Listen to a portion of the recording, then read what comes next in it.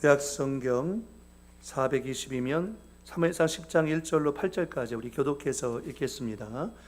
이에 사무엘이 기름병을 가져다가 사울의 머리에 붓고 입맞추며 이르되 여호와께서 내게 기름을 부으사 그의 기업의 지도자로 삼지 아니하셨느냐. 내가 오늘 나를 떠나가다가 베냐민 경계 실사에 있는 라헬의 묘실 곁에서 두 사람을 만나리니 그들이 내게 이르기를 내가 찾으러 갔던 암나기들을 찾은지라 내 아버지가 암나기들의 염려는 놓았으나 너희로 말미암아 걱정하여 이르되 내 아들을 위하여 어찌하리요 하더라 할 것이요. 내가 거기서 더 나아가서 다볼 상수리 나무에 이르면 거기서 하나님을 배우려고 베델로 올라가는 세 사람을 만나리니 한 사람은 염소 새끼 셋을 이끌었고 한 사람은 떡 세 덩이를 가졌고 한 사람은 포도주 한 가죽 부대를 가진 자라. 그들이 내게 문안하고 떡 두 덩이를 주겠고 너는 그의 손에서 받으리라. 그 후에 내가 하나님의 산에 이르리니 그곳에는 블레셋 사람들의 영문이 있느니라.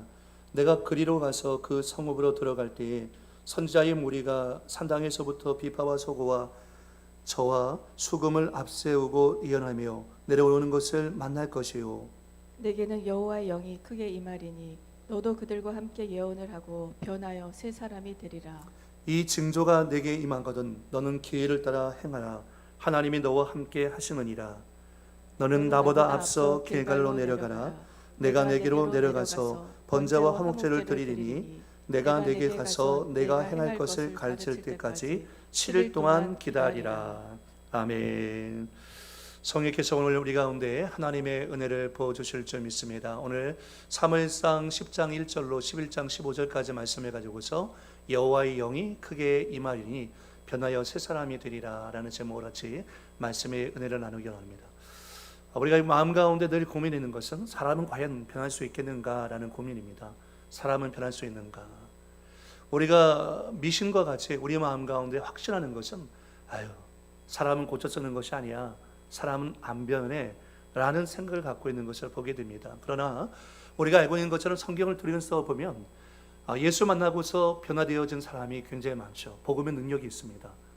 복음 자체가 능력이 있어서 예수님의 십자가의 능력을 경험한 사람마다 그의 삶이 완전히 변화가 되어서 마치 사울이 바울 된 것 같처럼 이전 삶과 이후의 삶이 분명하게 차이가 진 것을 보게 되어집니다.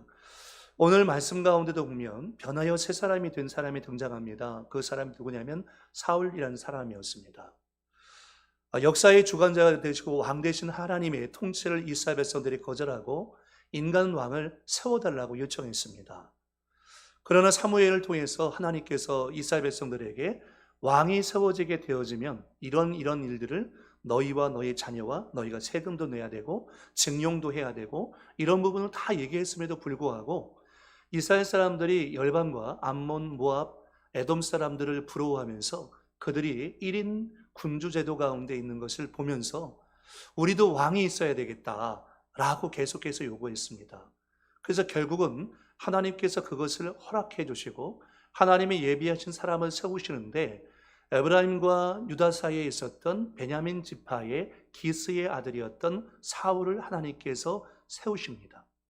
당시 사사기 말씀 가운데 이 베냐민 지파가 레위인의 처를 윤관한 사건이 있어서 이 베냐민 지파가 거의 몰살 직전이었습니다. 성인 남자 600명만 남기고서 완전히 다 죽어버린 상태였는데 지파의 기능을 상실해버린 아주 미약한 상태였습니다. 그런데 하나님께서 잘 나가고 힘이 있는 유다나 아니면 에브라임 지파에서 군주를 세우는 것이 아니라 가장 약한 베냐민 지파 기스의 아들이었던 사울을 세우는데 우리가 성경 말씀 묵상하다 보면 사울이 처음에는 어떤 사람이었습니까?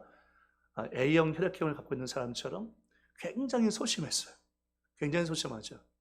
그리고 그러면서도 걔가 효성이 있고 또 인내할 줄 알고 겸손한 사람이 사울이었습니다.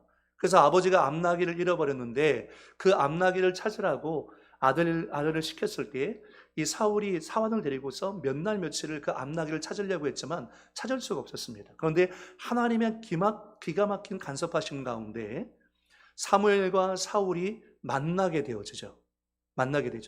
그리고 사무엘이 이 사울에게 하나님이 어떤 일을 행하실지에 대해서 얘기를 했을 때 이 사울은 그 말씀을 받아들이기가 굉장히 어려웠습니다. 그래서 이 사람이 뭐라고 얘기하냐면 사울이 대답하는데 나는 이스라엘 지파의 가장 작은 지파 베냐민 사람이 아니니까 또 나의 가족은 베냐민 지파 모든 가족 중에 가장 미약하지 아니하니까 당신이 어찌하여 내게 이같이 말씀하시니까. 그러니까 우리가 처음 하나님께 소명받으면 다 이런 반응을 보이는 사람이 대다수입니다. 하나님, 나 같은 자가 뭘 할 수 있겠습니까? 내가 무슨 일을 할 수 있다고 나 같은 자를 부르십니까? 라고 하면서 하나님의 부르심에 대해서 소극적인 반응을 보일 때가 있는 것입니다. 결국은 이 사울이 그 말씀에 대해서 믿지 못하고 있으니까 사무엘이 사울에게 하나님께서 너를 소명하셨다라는 세 가지 징조에 대한 말씀을 오늘 10장에서 하고 있습니다. 우리가 잘 믿지 못하니까 우리가 믿을 수 있도록 이제 그 징조를, 사인을 하나님께서 사무엘을 통해 사울에게 허락하고 있는 거죠. 그래서 오늘 본문은 사무엘이 사울에게 기름을 부음으로 시작하고 있는데요. 사무엘상 10장 1절 말씀을 세번역 성경으로 보면 이렇게 되어 있습니다. 사무엘이 기름병을 가져다가 사울의 머리에 붓고 그에게 입을 맞춘 다음에 이렇게 말하였다. 주님께서 그대에게 기름을 부으시어 주님의 소유이신 이 백성을 다스릴 영도자로 세우셨습니다. 우리가 주목할 단어가 뭐냐면 주님이 사울을 세우시는데 사울이 이스라엘의 왕이 됐지만 사실 실질적인 왕은 누굽니까? 하나님이 왕이십니다. 그리고 이스라엘 백성들은 누구의 소유입니까? 하나님의 소유된 백성을 왕인 이 사울은 청지기 역할로 그것을 관리하고 그것의 역할을 감당해야 할 사명이 있는 것이 자기가 월권을 해가지고 마치 자기 백성인 양 하면 왕이 교만해질 수밖에 없죠. 그래서 이 말씀은 이제 70인역이나 불가타라는 것이 있는데 거기 보면 1절 끝에 우리 개역개정에는 없어요. 개역개정 성경에는 없는데 70인역이나 불가타에는 1절 끝에 이런 구절이 있습니다. 한번 보십시오. 이제 그대는 주님의 백성을 다스리고 모든 적에게서 이 백성을 보호하십시오. 이제 주님께서 그들을 택하셔서 당신의 백성을 다스릴 통치자로 삼으신 증거를 보여드리겠습니다. 여기에 이제 첨가되어 있어요. 하나님께서 이 백성을 청지기로 세워주셨는데 이 백성을 다스리고 모든 적에게서 이 백성을 보호하시기 위해서 당신을 왕으로 세운 증거를 당신에게 보여줄 것입니다 라고 하면서 사무엘이 어떻게 하냐면 그에게 입을 맞춥니다. 입을 맞춘다는 것은 어떤 권위에 대한 인정과 존경의 표시, 또 은혜 받은 자에 대한 사랑과 애정의 표시로 입을 맞춥니다. 여기서 입을 맞춘다는 것은 뭐 입이 아니라 손, 무릎, 이마 아니면 옷깃에다가 입을 맞춰서 상대방에 대한 존경과 애정을 표시하게 되어 있습니다. 그래서 이 백성은 어떤 백성이냐면 하나님의 소유된 백성이라는 거죠. 출애굽기 19장 5절 이하에 보면 세계가 다 내게 속하였나니 너희가 내 말을 잘 듣고 내 언약을 지키면 너희는 모든 민족 중에서 내 소유가 되겠고 너희가 내게 대하여 제사장 나라가 되며 거룩한 백성이 되리라. 너는 이 말을 이스라엘 자손에게 전할지니라. 결국 이 백성들이 누구의 백성입니까? 하나님의 소유된 백성이라는 것입니다. 이거 잊어버리면 안 됩니다. 목회를 하면서도 저도 마찬가지죠. 여러분의 진짜 목자는 누구이십니까? 예수 그리스도이십니다. 내 것이 아니죠. 성도들이 내 것이, 교회가 내 것이 아니죠. 이게 하나님의 소유지 않습니까? 하나님의 것이잖아요. 그죠?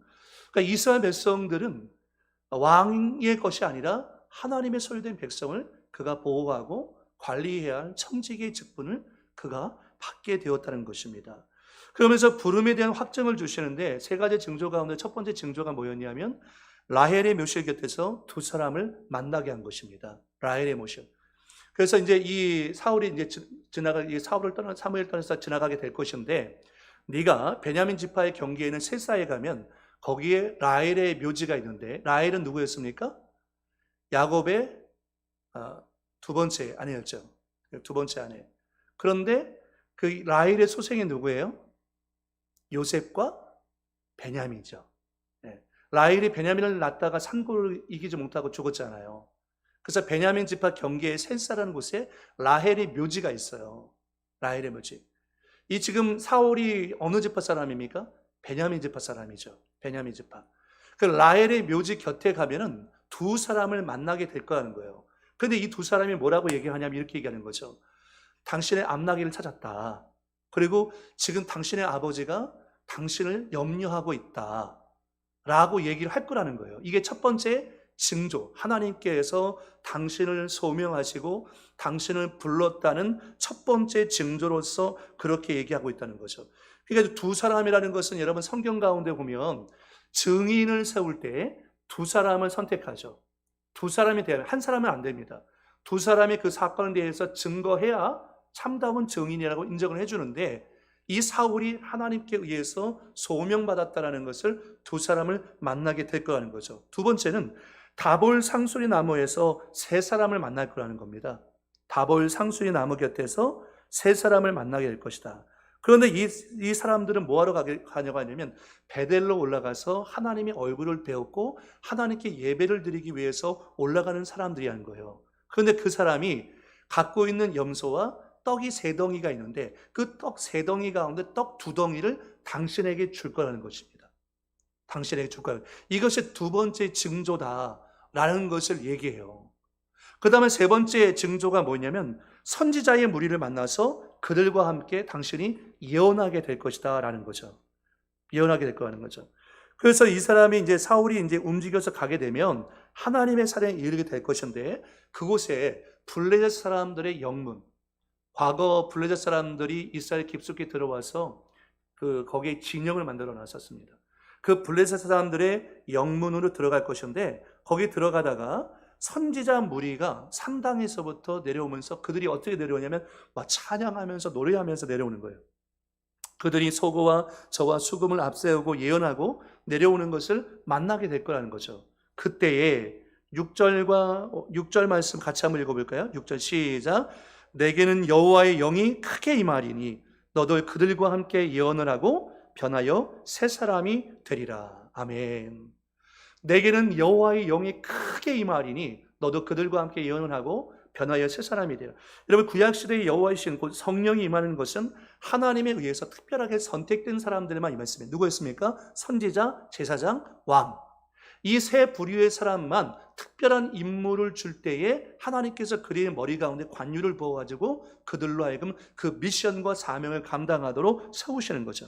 하나님이 그 지도자를 택하여 인정하셨다라는 확증일 뿐만 아니라 그 같은 일을 통해서 그 역할을 잘 감당하라고 그에게 기름을 붓게 되어지는 것입니다.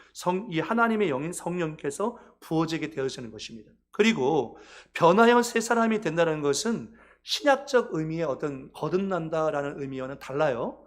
그러니까 앞에 나와 있는 성령이 임하는 것은 우리는 신약시대 가운데서 예수를 영접하면 성령이 우리 가운데 오셔서 영혼이 내주하잖아요. 그죠? 내 안에 계시잖아요. 그런데 여기서는, 구약에서는 특별한 임무를 띈 사람들, 선지자, 제사장, 왕에게 하나님께서 영으로 기름 부어주신 거죠.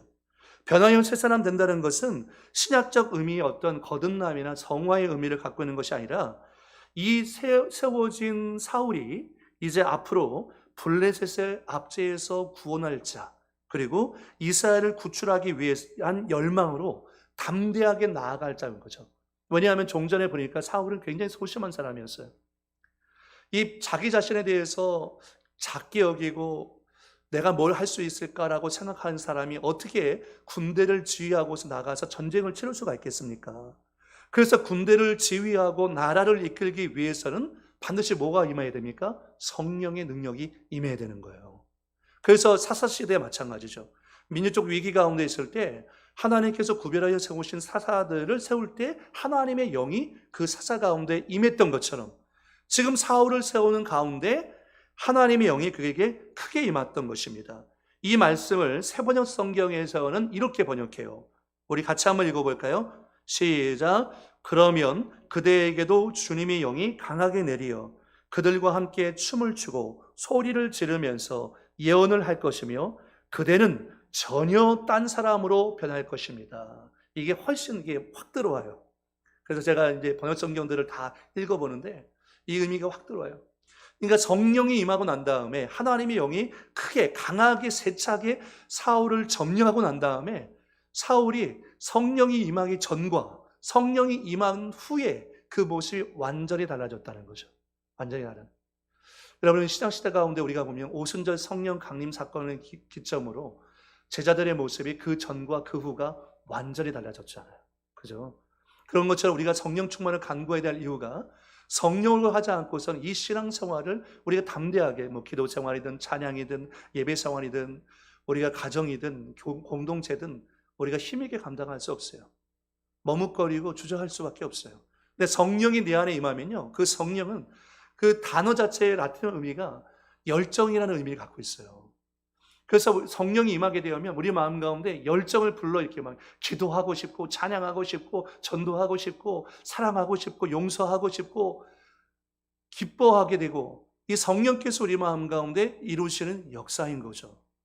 그러니까 성령을 충만하지 않고서는 이것이 전혀 불가능하다라는 거죠. 그렇게 소심했던 사울이 이스라엘을 이끌 수 있는 지도자가 될 수 있었던 것은 하나님의 영이 그에게 크게 임하여 변하여 새 사람이 되었기 때문에 가능하다. 하나님의 영이 임하지 않고서는 그가 민족을 이끌 수가 없다.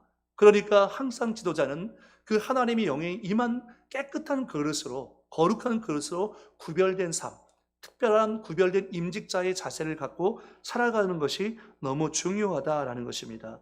7절 말씀 가운데 보면 이렇게 말합니다. 이 징조가 내게 임하거든, 아직 일어나지 않았어요. 이 징조가 내게 임하거든 너는 기회를 따라 행하라. 하나님이 너와 함께 하시느니라. 그러니까 이 세 가지의 징조가 임하게 되거든 너는 기회를 따라, 여기서 기회를 따라 행하라는 것은 원문의 의미가 손이 발견하는 것을 너를 위하여 행하라. 직역하면 그렇게 되어 있어요. 손이 발견하는 것을 너를 위하여 행하라. 잘 이해가 안 되죠. 쉽게 말하면 이런 것이면 소신껏 행하라는 거예요. 성령이 임하고 난 다음에 성령이 주시는 마음을 가지고서 소신껏 너에게 주어져 있는 사명을 감당하라 라는 것을 말씀하고 있는 것입니다. 그래서 세번역 성경에서는 이렇게 번역해요. 이런 일들이 그대에게 나타나거든 하나님이 함께 계시는 증거이니 하나님이 인도하시는 대로 따라 하십시오 라고 했어요. 좀 의미가 더 확 들어오죠. 이런 일들이 일어나면 그것은 하나님께서 함께 하시는 증거니까 하나님이 인도하시는 대로 당신은 행하시면 됩니다. 하나님이 인도하시는 대로 따라 행하시면 됩니다. 그래서 기회를 따라 행하라 라는 표현을 하나님이 인도하신 대로 따라 행하십시오 라고 이렇게 번역한 것을 보게 됩니다. 그래서 이 사무엘이 한 말에 대해서 세 가지 징조에 대해서 다 들었습니다. 그리고서 난 다음에 9절 말씀 가운데 보니까 그가 사무엘에게서 떠나려고 몸을 돌이킬 때에 하나님이 새 마음을 주셨고 그날 그 징조도 다 이루어졌다는 거예요. 여러분, 그러므로 하나님의 말씀은요 하나도 떨어지지 않고 반드시 이루어집니다. 때때로 우리가 하나님의 사명을 감당하기에 머뭇거리고 주저하고 있을 때 하나님의 징조와 또 말씀을 통해서 우리 가운데 그 일을 행하고 계시다는 거죠. 제가 얼마 전에 우리 목사님들하고 같이 교제하면서 목사님들이 서로 이제 간증하고, 목사님들 만나면 이제 말씀 얘기하고 서로 간증 얘기하고 그러거든요. 근데 어떤 목사님이 이제 그런 얘기해요. 교회 가운데 굉장히 큰 문제가 있었는데 그 문제, 어떤 자기 교회에 이제 장로님이 문제가 있었대요. 장로님이. 그래서 이 장로님이 어느 날 목사님한테 와서 교회에 대한 얘기를 하고서 교회를 나가겠다고 얘기를 한 거예요. 그래서 이 장로님이 때문에 이제 목사님 마음이 굉장히 이제 상해 있는 상태였는데 그 다음날 그 장로님이 찾아왔더래요. 찾아와서 목사님 앞에 목사님 죄송하다고, 내가 잘못했다고 막 얘기를 하더래요. 그래서 왜 갑자기 이 장로님이 이렇게 변화가 되었나 라고 장로님의 사연을 들었더니 장로님이 간밤에 꿈을 꾸셨대요. 간밤에 꿈을 꿨는데 예수님이 자기를 찾아와가지고 자기 따귀를 때리시더래요. 막 이 양쪽 따귀를 막 때리시더래요. 그래가지고 꿈에 여기가 볼이 이렇게 부었대요. 볼이. 근데 아침에 일어나 보니까 정말로 볼이 이렇게 부었더래요. 볼이. 그래서 자기가 너무 충격적이어서 하나님 앞에 회개하고 목사님 제가 죄송하다고 이 얘기를 했더니 또 한 분이 그 얘기를 듣고서 자기 교회에서는 어떤 분이 있는데 그 분이 입만 열면 남에 대해서 막 그 부정적인 얘기하고 남을 정죄하는 그런 분이 있었대요. 그런데 이분이 이제 목사실에 들어와서 이제 안수를 받는데 여러분 혀가요 빠지면 굉장히 긴 거 아세요? 혀 내밀면 굉장히 짧잖아요. 근데 빠지면 굉장히 길어요. 근데 이 분이 안수를 받는데 혀가 이렇게 내려오더래요. 혀가. 이분한테 이게 너무 충격적인 거예요. 그래서 그분이 그걸 보고서 자기가 얼마나 잘못했는지 철저하게 회개하고 다시는 남에 대해서 비난하느라고 부정적인 말을 교회에서 안 하더래요. 물론 안수받고 다시 들어갔대요. 다시 들어갔대요. 야, 정말 우리가 죄를 지으면서도, 사람들이 왜 죄를 지으면서도 담대하게 짓냐면 하나님이 두렵지 않기 때문에 그러죠. 하나님이 두렵고 죄가 얼마나 무서운 것인지 알면 아마 그런 죄에 안 지을 거예요. 근데 오늘 이제 사울이 주저주저하고 머뭇거리고 있으니까 마치 기드온이 미디안의 압제 가운데서 하나님의 천사가 와갖고 너는 큰 용사다라고 얘기했을 때 기드온은 그 말을 받아들이기가 어려웠어요. 뭐냐면 자기의 신세는 지금 숨어가지고 밀타작을 하고 있거든요. 뺏길까봐. 아니 이런 내가 무슨 미디안의 압제에서 이스라엘을 구원할 사사가 될 수 있냔 말이죠. 하나님 말씀과 내 현실의 모습이 너무 괴리가 큰 거예요. 어느 하나님께서 여러분 가운데 말씀하는 거죠. 내가 너를 통해서 수많은 영혼들을 전도하고 내 일을 너를 통해 다 이루겠다. 하나님 내 현실을 보고 얘기하시라고. 그러니까 이런 괴리감이 너무 큰 거죠. 근데 기드온이 하나님께 징조를 구하잖아요. 여러분 알고 있는 것처럼. 그랬던 것처럼 이 사울이 머뭇거리고 주저하고 있을 때 하나님께서 세 가지 징조를 통해서 하나님께서 사울의 마음을 새롭게 하시고 그리고 하나님 말씀하신 모든 징조가 다 응하게 하셨던 것을 보게 되어집니다. 그러니까 그 말은 뭐냐? 즉슨 10절 말씀에도 이제 나오게 되어지는데 사울이 어떻게 합니까? 예언을 하기 시작합니다.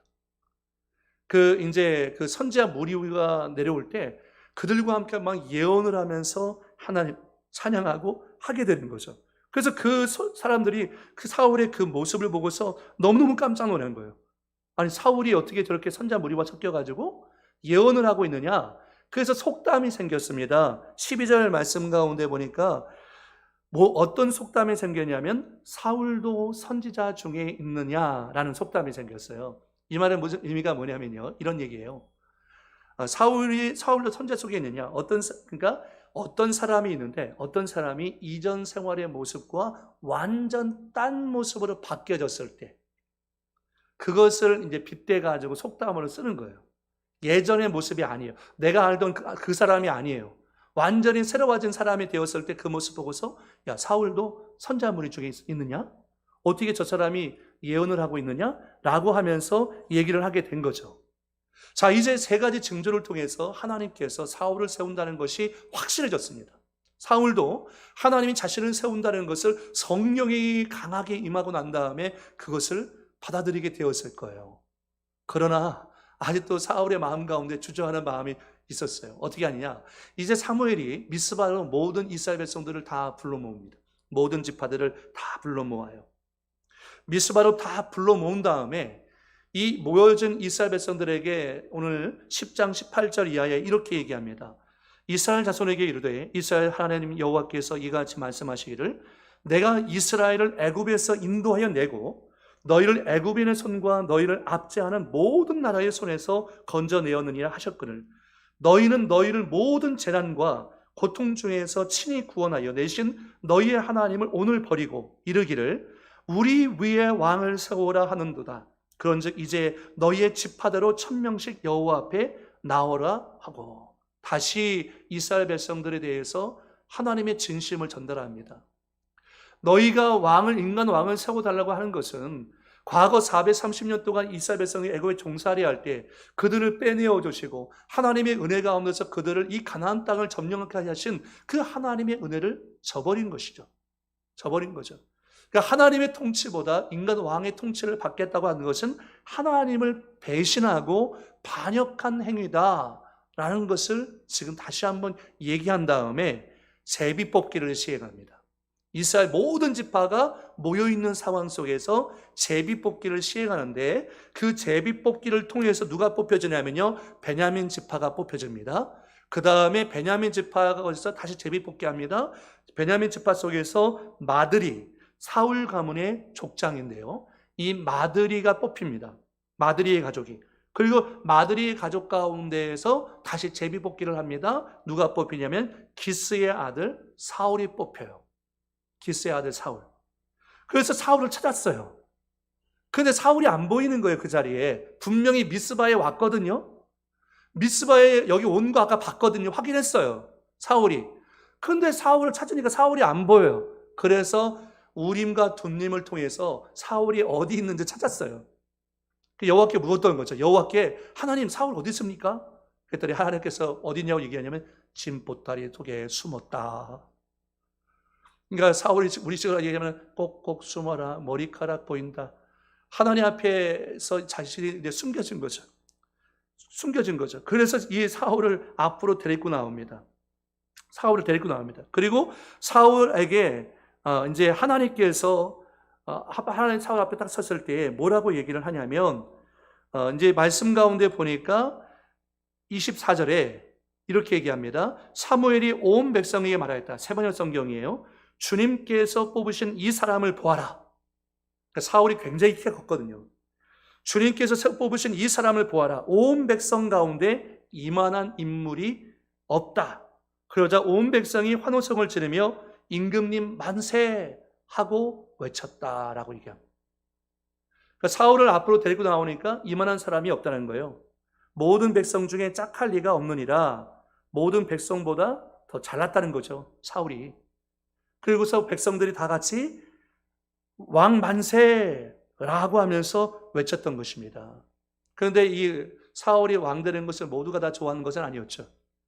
불량자들은, 그러니까 행동이 단정하지 못했던 불량자들은 사울이 왕이 된 것에 대해서 못마땅하게 여겼습니다. 그러면서 사울을 조롱했죠. 조롱했어요. 사울을 인정하지 않았습니다. 그래서 26절에 보니까 사울도 기브와 자기 집으로 갈 때에 마음이 하나님께 감동된 유력한 자들과 함께 갔느니라. 어떤 불량배는 이르되 이 사람이 어떻게 우리를 구원하겠냐 하고 멸시했다는 것은 얕잡아보다 무시하다라는 의미예요. 그러니까 사울을 얕잡아본 거죠. 무시하는 거죠. 예물을 바치지 아니하였으나 그는 사울은 잠잠하였다. 세번역 성경의 다른 번역 성경은 뭐라고 되어 있냐면 못 들은 척했다라고 되어 있습니다. 그러니까 사울을 향해서 이 불량자들이 막 멸시하면서 제가 무슨 우리를 구원하겠다고 하면서 조롱하고 멸시하고 예물을 드리지 않는데 그것에 대해서 사울이 못 들은 척한 것입니다. 들은 척하지 않습니다. 나중에 사울의 모습이었다면 아마 당장 죽였겠죠. 그러나 이 당시의 사울의 모습은 그들을 죽일 수 없습니다. 그래서 사울이 못 들은 척하고 싫어하는 거죠. 그리고 하나님께서 사울을 세우십니다. 이게 11장의 내용이에요. 10장에까지는 사울이 소심하고 진보다리 속에 숨어 있고 과연 얘가 뭘 할 수 있을까라고 불량자들은 조롱하고 이런 모습이 있었잖아요. 징조가 아니면 응답하지 못하는. 그런데 11장에 들어가서 암몬 사람과의 전쟁을 통해서 하나님께서 사울을 이스라엘 주권자로 확실하게 세우십니다. 확실하게 세우십니다. 이게 하나님의 방법인 거죠. 우리가 하나님께서 우리를 불렀다면 부르시는 하나님께서 우리를 세우시는 시간, 하나님의 계획, 하나님의 섭리가 분명히 있다는 것을 얘기하고 있는 것입니다. 그래서 이 당시에 11장 1절에 들어가면 암몬 사람 나하스가 올라와서 길르한 야베스에 맞서 진을 치게 되어집니다. 암몬 족속은 여러분 어떤 사람이었습니까? 아브라함의 조카 롯과 그의 딸 사이에서 태어난 부정한 관계를 통해 태어난 후예들이었죠. 아브라함의 조카 롯과 그의 딸들 관계 속에 태어난 암몬과 모압, 부정한 후예였죠. 그 암몬 족속과 모압은 늘상 이스라엘에게는 어떤 가시와 같은 존재이기도 하는데 암몬이 길라 야베스를 향해서 공격해 오는데 지도를 보여주세요. 지도에 보면 이렇게 되어 있습니다. 그러니까 지금 길라 야베스의 위치와 이스라엘 백성들이 있는 그 위치가 다르죠. 그래서 지금 그들이 길르한 야베스까지 암몬 사람들이 치고 올라와서 거기에 진을 치고서 길르한 야베스 사람들을 협박하는데 이미 길르한 야베스 사람들은요 전의를 상실했어요. 전의를 상실하고서 우리가 항복하겠다, 우리가 당신을 섬기겠다라고 얘기를 했습니다. 그런데 이 암몬 사람들이 뭐라고 얘기하냐면 암몬의 왕이었던 나하스는 뱀이라는 뜻이거든요. 이 나하스가 뭐라고 얘기를 하냐면 내가 너희의 오른쪽 눈을 다 빼면 그걸 받아들이겠다라고 얘기한 거예요. 오른쪽 눈을 다 빼면. 그래서 이 길랏 야베스 사람들이 그러면 시간적인 유예를 달라. 우리가 이스라엘 사람들에게 물어보고 당신과 싸울지 안 싸울지 얘기하겠다. 그러니까 지금 이 암몬 사람들은 자신 있는 거죠. 우리가 이스라엘을 이길 수 있다는 자신이 있으니까 시간적 유예까지 둔 겁니다. 그래서 길앗 야베스 사람들이 이 소식을 이스라엘 전역에 알리게 되어집니다. 다 알리게 됩니다. 우리가 이와 같은 상황 가운데 있다는 것을 그 동족 가운데 알리게 되는 거죠. 그래서 이제 이게 11장 1절 이하에 나오죠. 암몬 사람 나하스가 올라와서 길앗 야베스에 맞서 진침해 야베스 모든 사람들이 나하스에게 이르되 우리와 언약하자. 그리하면 우리가 너를 항복하겠다는 거예요. 암몬 사람 나하스가 그들에게 이르되 내가 너희 오른 눈을 다 빼야 너희와 언약하리라. 내가 온 이스라엘을 이같이 모욕하리라. 그러니까 암몬 사람들이 이스라엘을 모욕하면서 이런 말을 하고 있는 거죠. 이런 것들을 지금 이스라엘 전역에 알렸습니다. 그런데 이 소식을 듣고 난 다음에 이스라엘 전역에 있는 백성들이 통곡하면서 울기 시작합니다. 울기 시작합니다. 다 울기 시작해요. 왜 울었을까요? 대적할 능력이 없는 거예요. 아몬 사람의 그 군대에 대해서 우리가 대적할 능력이 없고 야베스 사람들이 처해 있는 그 위기 앞에서 너무 힘들고 어려우니까 그 사람들이 막 울고 있는 거예요. 사울이 당시에 서울을 갖고 나가서 밭을 갈고 있다가 돌아오는 길에 백성들이 막 울고 있는 모습을 봅니다. 그래서 사울이 묻는 거죠. 백성이 무슨 일로 우느냐? 라고 얘기했더니 이 사건에 대해서 사울에게 얘기를 하는 것입니다. 지금 아몬 사람들이 길앗 야베스 사람의 오른쪽 눈을 다 빼고 이스라엘도 이렇게 모욕하겠다라고 얘기했는데 우리가 그것에 대해서 야베스 사람들을 도와줄 능력이 없다. 그래서 우리가 이렇게 애통하면서 울고 있는 것이다. 라고 얘기를 듣는 거죠. 그런데 여러분, 다윗이 나중에 우리가 사무엘상 요즘 이제 다윗에 대해서 말씀 계속 묵상하고 있지만 다윗이 마침 블레셋 사람과 이스라엘 사람들의 싸움터에 참 갔다가 골리앗이 가드 사람 골리앗이 이스라엘과 이스라엘 하나님의 이름을 모욕하는 것을 듣고서 다윗이 거룩한 의로운 분노가 일어나잖아요. 아니 저 할례받지 못한 자가 어떻게 살아계신 하나님의 이름을 모욕하냐? 견딜 수가 없는 거죠, 다윗은. 그런데 이 소식을 들었던 사울이 어떻게 했냐면 11장 6절에 보니까 사울이 이 말을 들을 때에 하나님의 영이 크게 감동되매 그의 노가 크게 일어났다라고 얘기합니다. 이 소식을 들었을 때 사울이 하나님의 영에 감동돼가지고 그 안에서 거룩한 분노가 일어나서 견딜 수가 없는 거예요. 견딜 수가 없는 거예요. 어떻게 암몬 사람이 야베스 사람에게 이스라엘에게 이렇게 할 수 있는가?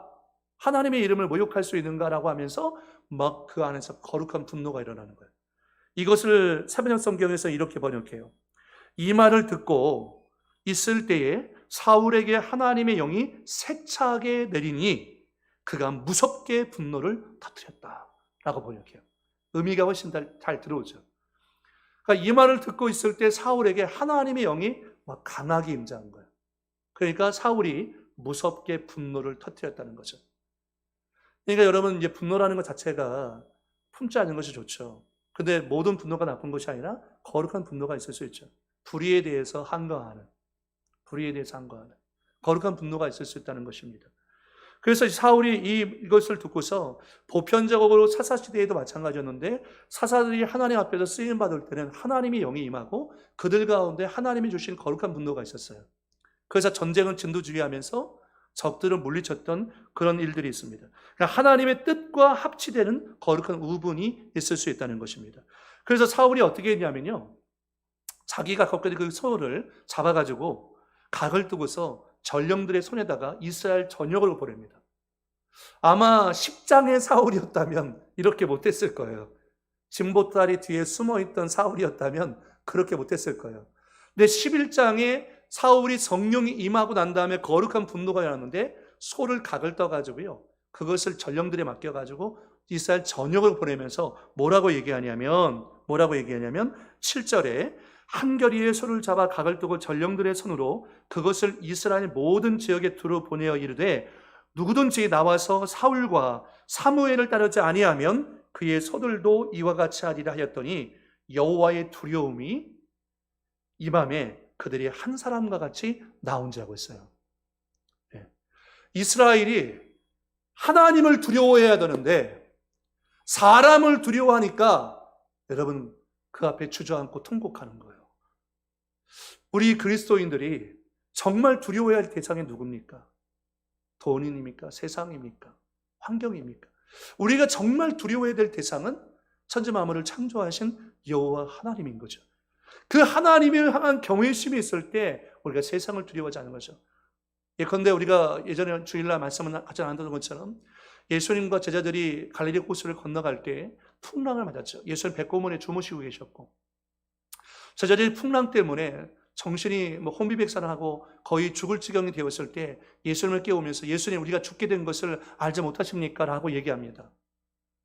그러나 그들이 두려워한 이유는 예수님이 어떤 분인지 알지 못했기 때문에 두려워한 거죠. 이제까지 이스라엘이 전쟁 가운데 이길 수 있었던 것은 그들의 칼과 창이 아니었습니다. 하나님께서 이스라엘과 함께 하셨기 때문에 미스바에서도 그랬잖아요. 적군이 블레셋 사람들이 미스바까지 막 치고 올라왔습니다. 이렇게. 그런데 하나님께서 그들 가운데 우레를 발하셔갖고 그들을 혼비백산하고 이스라엘이 그 사이를 틈타서 그들을 치고 내려가서 대승을 거두게 하시잖아요. 그러니까 이스라엘의 모든 전투는 다 한결같이 성전이었습니다. 그러니까 하나님을 두려워할 때 사람을 두려워하지 않습니다. 강한 믿음과 확신을 가지고서 이 싸움을 수행할 수 있다는 거예요. 여러분 지금도 마찬가지입니다. 우리가 하나님을 향한 경외심이 잃어버리면 사람을 두려워하게 되고 하나님의 음성을 듣지 못하면 자꾸 사람의 음성에 우리가 요리 갔다 저리 갔다 흔들흔들하는 거죠. 확신이 없는 사람이 됩니다. 그래? 그래? 하면서 자꾸 흔들리는 것입니다. 우리가 중앙을 딱 잡고 중심을 잡고 설 수 있는 것은 하나님의 말씀. 사람을 두려운 것이 아니라 하나님을 두려워할 때 가능하다는 거죠. 그래서 하나님의 두려움이 백성에 임하니까 이스라엘 사람들이 사울에게 모여오는데요. 어떻게 모여오냐면 이스라엘 사람들 중에 30만 명, 유다 사람이 3만 명. 희한하죠? 당시에는 통일왕국이었는데 그냥 33년만이라도 하면 되는데 굳이 이스라엘 사람들이 30만 명 그리고 유다 사람이 3만 명이라고 표현하고 있습니다. 왜 그랬을까요? 사무엘상을 기록할 당시에는 이미 분열 왕국 시기로 들어가 있을 때거든요. 그러니까 이미 왕들의 실수와 왕들의 허물이 어떤 것인지에 대해서 인간 왕의 연약함을 그들이 다 알고 있어요. 순신자가 되는 읽는 사람들이. 그러면서 이 말씀을 우리는 이미 이 성경을 통으로 읽고 있기 때문에 앞으로 되어질 일들에 대한 부분들을 알고 있죠. 그래, 하나님만이 우리의 왕이야. 하나님만이 우리를 진정 통치하실 수 있어 라고 우리가 성경을 읽으면서 고백하지만 실질적으로 현실의 삶에서는 내가 왕이 될 때가 참 많이 있습니다. 내가 하려고 하고 내가 말하려고 하고 내가 나서려고 하고 그럴 때가 많죠. 자, 그래서 오늘 이제 33만 명의 군사를 이끌고서 사울이 어떻게 했냐면 새벽에 암몬 사람들을 기습합니다. 그리고 거기서 대승리를 거두게 되어져요. 승리를 거두고 나니까 백성 가운데 어떤 사람들이 이렇게 얘기하는 거예요. 12절에 백성이 사무엘에게 이르되 사울이 어찌 우리를 다스리겠느냐 한 자가 누구니까 그들을 끌어내셔서 우리가 죽이겠습니다. 앞에 10장 하반절에서 불량자들이 업신여기고 얕잡아오면서 했잖아요. 그렇게 얘기했던 애들 누구예요? 우리가 다 끌고 오면 걔들 다 죽이겠습니다 라고 얘기하는 거죠. 그런데 이때까지 사울은 어떤 사람이었습니까? 아직 괜찮았거든요. 사울은 그들을 원망하지 않았습니다. 지금은 이스라엘 지파 전체가 연합하고 하나가 되는 게 중요했어요. 누가 잘못했고 누가 이런 걸 떠나서 이스라엘이 하나가 되는 게 중요했어요. 그래서 사울이 뭐라고 얘기하냐면 13절 말씀에 사울이 이르되 이 승리한 이날에는 사람을 죽이지 못하리니 여호와께서 오늘 이스라엘 중에 구원을 베푸셨습니다. 그러니까 이 구원을 베푸신 것은 여호와께서 구원을 베푸셨다라는 것을 말하고 있는 거죠. 그러니까 자신의 능력 때문이 아니라 하나님의 능력으로 말미암아서 이 전쟁에서 승리할 수 있었다라는 것을 지금 사울이 얘기하고 사울의 초기 집권 상태에서는 관용을 베푸는 정치를 했습니다. 그러니까 관용을 베푸는 거죠. 만약에 관용을 베푸지 못하면 독재자 같은 경우는 그런 말 했어? 다 총으로 쏴 죽이겠죠. 칼로 죽이겠죠. 그런데 사울의 초기에는 관용을 베풀었던 것을 보게 됩니다. 그러니까 여러분, 우리가 앞으로 이제 또 살펴보겠지만, 다음 주에도 연결되어서 살펴보겠지만, 이제 사울이 점점점 하나님의 말씀에 불순종하고 죄를 짓게 되어집니다. 그래서 사울의 신앙 곡선을 보면 이렇게 돼 있죠. 사울의 신앙 곡선이 이렇게 올라갔다가 쭉 떨어집니다. 그리고 올라가지 않습니다. 사탄이 절대 하지 않은 것이 있다고 했죠. 뭘 하지 않는다고 했습니까? 사탄이 회개하지 않는다고 했죠. 사울이 뭘 하지 못했냐면 회개하지 않았습니다. 후회는 했습니다. 근데 회개는 하지 않았습니다. 그래서 사울의 신앙은 올라갔다가 왕이 된 정점을 찍고서 쭉 떨어지죠. 그것을 이제 어떻게 되냐, 처음에는 그 9장 말씀 가운데 보면 부모의 명령에 순종하는 효성을 보여줬고, 또 사환의 충고에 대해서 귀 기울이는 포용성을 보여줬어요. 이게 이제 9장에 나오는 내용이에요. 그럴 정도로 그가 겸손한 사람이었다는 거죠. 그리고 자신의 가문과 혈통에 대해서 낮추어서 겸손하게 소개를 했던 사람이고요. 하나님의 신으로 영으로 말미암아서 예언하는 영성을 갖고 있었고요. 침묵하고 자신을 드러내지 않는 겸손한 모습을 보여줬고요. 또 하나님께서 주신 마음을 갖고서 의로운 분노가 막 일어나고, 정치적인 보복을 하지 않았어요. 오늘 말씀에 있는 것처럼 정치적인 보복을 하지 않았어요. 그들이 나를 업심여겼다고 해서 내가 가만두나 봐라, 내가 힘이 있으면 내가 너를 반드시 복수할 거야 라고 하지 않았어요. 그런데 이거를 끝으로 이제 사울이 어떻게 했냐면, 이제 타락하게 되어졌는데 하나님의 규례를 어기고 망령된 제사를 드리죠. 사무엘을 기다리지 못하고서 자기가 제사를 드립니다. 그래서 하나님께 책망을 듣죠. 그리고 경솔한 맹세를 합니다. 경솔한 맹세. 어떤 맹세였어요? 우리가 여러분 읽어보셔서 아시겠지만, 이 전쟁이 끝날 때까지 아무도 음식을 먹지 말아라. 전쟁을 수행하려면 음식을 먹어야 힘이 있어야 싸울 텐데, 경솔한 맹세를 했는데 그 얘기를 아들이었던 요나단이 듣지 못했어요. 그래서 요나단이 아버지의 그 맹세를 듣지 못하고서 꿀을 먹었죠. 꿀을 먹고 맹세를 했어요. 그 싸움을 했어요. 그러니까 사울이 경솔한 맹세를 하고요. 또 아말렉을 진멸하라는 하나님의 명령을 어기고 아각과 그 짐승들을 살려오죠. 또 왕위에 집착함으로 다윗을 시기함으로써 하나님께 반역 의사를 드러내고, 다윗을 7번이나 죽이려고 시도했어요. 다윗을 7번이나 죽이려고 시도하고요. 망명한 다윗을 죽이려고 4번 추격하고요. 하나님께서 언급하신, 절대로 이스라엘 백성 가운데 있을 수 없어요.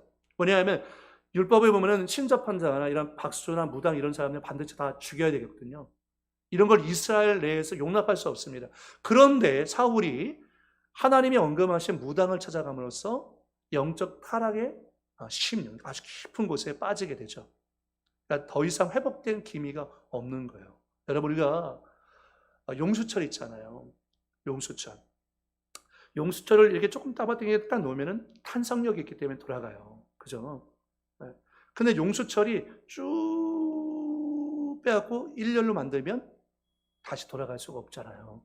그죠? 그러니까 돌아갈 수 있을 때 회개하고 하나님 앞으로 가야 되는데 너무 멀어진 거예요. 너무 멀어진 거예요. 돌아갈 수 없는 거예요. 그런 상태가 사울이 되어버린 거죠. 그런데 오늘 이 당시에는 사울이 겸손한 모습과 정치적인 보복을 하지 않고, 오늘 말씀 14절 이하에 보니까 사무엘이 백성에게 이렇게 얘기합니다. 오라, 우리가 길갈로 가서 나라를 새롭게 하자. 우리 하나님 앞에서 나라를 새롭게 하자. 15절에 모든 백성이 길갈로 가서 거기서 여호와 앞에서 사울을 왕으로 삼고, 길갈에서 여호와 앞에 화목제를 드리고 사울과 이스라엘 모든 사람이 거기서 크게 기뻐하니라. 저는 상당히 궁금한 때가 있어요. 우리가 어렸을 때 뭐 동화라든지 그런 책들을 보면 거의 대부분 100%죠. 자연투사로 끝나는 것이 아니라 해피엔딩으로 끝나잖아요. 근데 궁금해요. 신데렐라는 시집가서, 백설의 공주는 시집가서 아무 문제 없이 잘 살았을까? 남편하고 잘 살았을까? 우리 그런 말 하잖아요. 너도 살아봐. 그렇게 얘기하잖아요. 그들은 과연 결혼을 하고 시집가서 잘 살고 이혼하지 않고 문제 없이 살고 있었을까? 크게 기뻐하니라. 여기서 끝났으면 얼마나 좋을까요? 근데 다음 장서부터 사울이 이제 하나님 앞에서 범죄하는 내용들이 계속 나옵니다. 저는 요즘 그 주삼큐티 말씀 묵상하면서 굉장히 은혜가 되고 깊이 묵상하게 되어져요. 사울이 그 집착하는 모습, 시기와 질투에 휩싸여 가지고 하나님의 일하시는 것은 전혀 보이지 않아요. 그냥 오직 자기의 왕위와 어떻게 하면 이 왕위를 요나단에게 물려줄 세습할 것, 그것만 생각하는, 거기에 완전히 올인되어 있어요. 그러니까 그러다 보니까 정적이었던 다윗을 죽이려고 했지만, 제가 은혜 받는 것은 뭐냐면 다윗은요, 사울이 정적이 아니었어요. 경쟁 상대가 아니었어요. 다윗은 그냥 순수하게 하나님의 이름으로 골리앗과 싸웠던 거지, 골리앗을 내가 죽였어라고 자랑한 적이 없어요. 우리는 어떤 일을 하면 내가 이거 했어 라고 자랑할 때가 있지만, 다윗은 그게 중요하지 않았어요. 하나님의 이름이 모욕당했기 때문에 하나님의 이름의 영광을 회복하는 것이 다윗에겐 중요했거든요. 그러니까 우리가 신앙생활 할 때 어떤 사건의 환경 중심이 아니라 하나님 중심, 하나님의 이름 중심, 그게 얼마나 중요합니까? 다윗은 그가 시기와 질투와 자기가 사울 왕을 죽일 수 있는 두 번의 기회가 있음에도 불구하고 죽이지 않았던 것은 코람데오, 여호와 앞에서 면전 의식을 갖고서 하나님의 기름 부으신 자를 내가 함부로 할 수 없다는 거죠.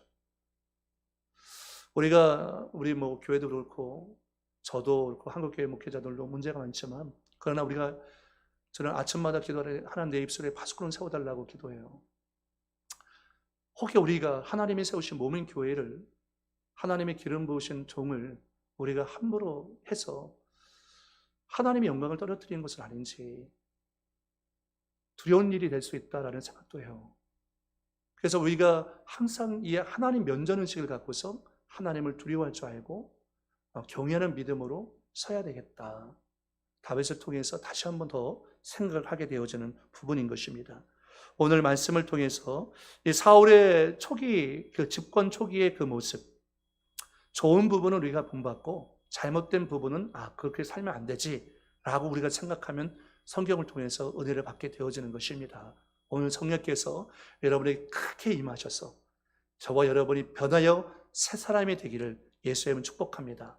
특히 오늘 저녁부터 3일 동안 영성회복 예배가 있는데, 영성회복 예배를 통해서 우리가 정말 변하여 새 사람이 되기를 소망합니다. 저도 여러분도 우리 교회가 다시 새로워지고 다시 모여서 예배하고 하나님을 경배하는 그런 시간들이 될 수 있기를 예수의 이름으로 축복을 드리겠습니다. 기도하겠습니다. 살아계신 아버지 하나님, 이 세상은 악하고 음란한 세대입니다. 혼란하고 우리의 마음을 어렵게 만드는 일들이 이 세상에는 너무너무 많습니다. 사울은 미쳐서 자기의 자리를 지키기 위해 다윗을 경쟁 상대로 삼고 어떻게든지 다윗을 죽이라고 생각했습니다. 그러나 다윗은 한 번도 사울 왕을 자기의 정적이나 경쟁 상대로 생각한 적이 없습니다. 그는 늘 하나님과 연합된 교제 가운데 있었기 때문입니다. 주님, 우리 모두가 하나님과의 연합된 교제 가운데 있게 하옵소서. 주님과의 바른 영적인 관계 속에서 우리가 세상과 교회와 서로의 관계를 바라볼 수 있는 믿음의 눈을 열어주시고, 우리가 입술로 죄짓지 않게 하시고 마음으로 생각으로 죄짓지 않게 하시고 하나님을 두려워하고 하나님을 사랑하며 걸어갈 수 있도록 인도해 주옵소서. 주께서 우리의 마음과 생각을 주님의 은혜로 지켜주실 줄 믿사옵고 예수님의 이름으로 축복하며 기도드리옵나이다. 아멘. 여러분, 이 시간 우리 말씀을 생각하면서 기도하겠습니다. 하나님, 우리를 겸손하게 하시고 하나님의 성령으로 나를 충만하게 하셔서 변하여 새 사람이 되게 해달라고 우리 주여 1차 기도하겠습니다. 주여, 전능하신 영으로선 아버지 하나님 노하사는 감사합니다. 우리가 성령 안에서 새로워지기 원합니다. 하나님이 주의 영이 아니고서는 우리가 변하여 새 사람이 될 수 없습니다. 아버지, 우리의 생각과 마음과 집착을 못 박아버리고 우리가 성령의 아름다운 열매를 맺기 위해서는 반드시 아버지 성령으로 가득 채워져야 되겠습니다. 회사 성령의 하나님 우리를 가르쳐 주옵소서. 우리를 인도해 주옵소서. 아버지 우리를 위로해 주시고 우리를 변호해 주시고 우리를 상담해 주시고 은혜를 베푸시고 보호하시고 우리를 아버지 이끌어 주셔서 우리가 죄짓지 아니하고 하나님 말씀을 두려워하며 진리 가운데 온전히 세워질 수 있도록 성령의 은혜를 부어주시기 원하며라. 아버지 마땅히 두려워할 자를 두려워하게 도와주시기 원하며라.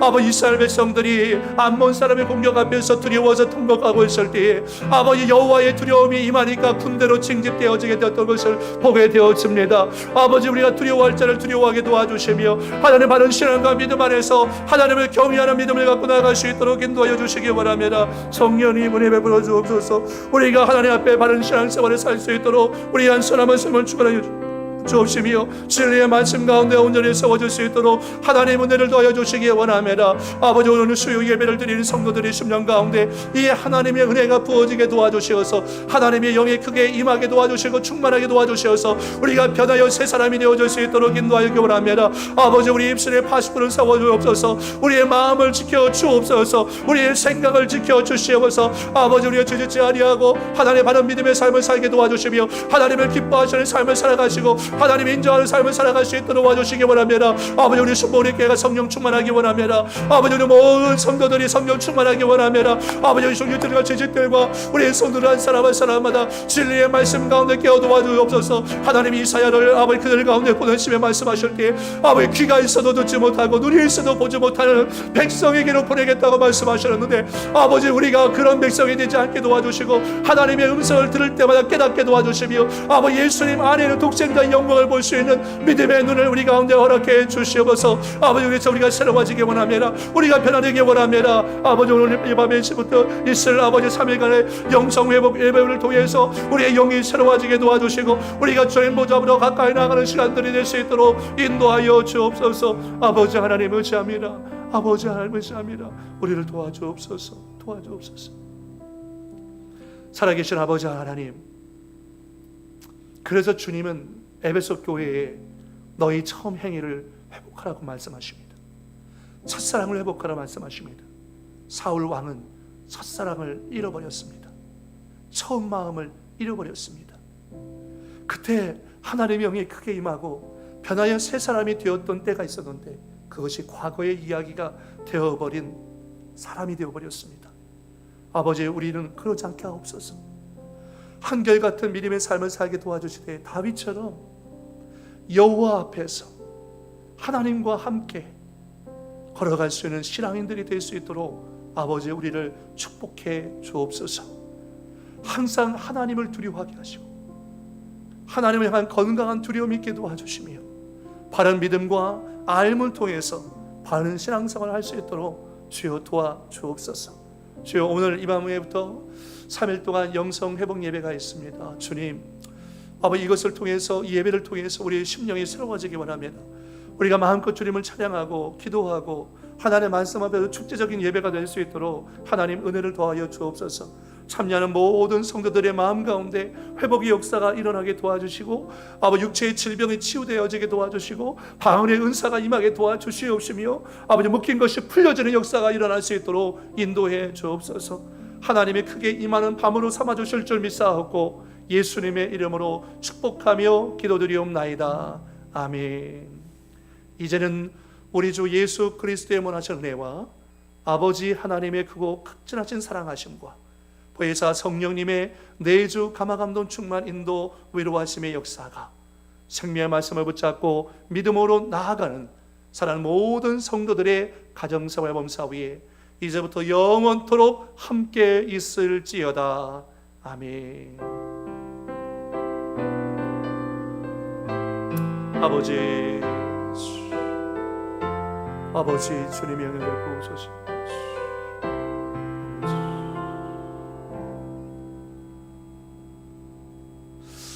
할렐루야. 하나님께 영광 받으시겠습니다. 하나님 감사합니다. 저녁 8시 반에 함께 또 예배 자리에서 뵙겠습니다.